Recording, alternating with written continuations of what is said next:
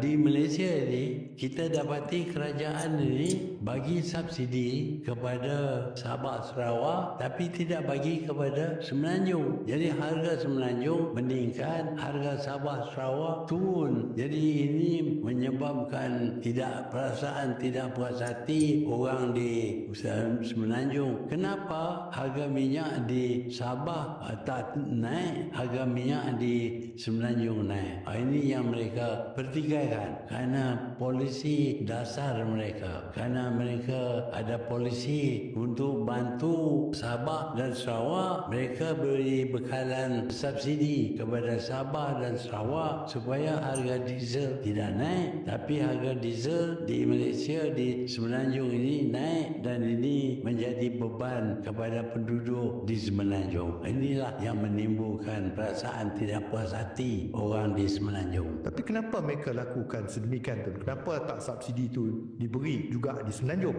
Ya, ini politik. Kerana kerajaan nak sokongan daripada pengundi-pengundi di Sabah dan Sarawak. Oleh itu, mereka diberi subsidi dengan harga tak naik. Dan diharap mereka tak naik, mereka akan sokong kerajaan yang ada. Tetapi ini menyebabkan penduduk di Semenanjung berasa tidak puas hati. Kenapa mereka perlu bantu Sabah dan Sarawak? Sabah dan Sarawak akan adakan pilihan raya. Jadi kalau dalam pilihan raya itu kerajaan pusat tak dapat sokongan, maka dia mungkin kalah di Sabah dan Sarawak. Sebab itu nak dapat sokongan daripada pengundi di Sabah Sarawak, kerajaan pusat memberi subsidi kepada mereka supaya harga diesel tak naik. Tapi harga diesel meningkat dengan mendadak di Semenanjung sampai RM6 1 liter. Jadi ini tidak boleh dipikul oleh penduduk di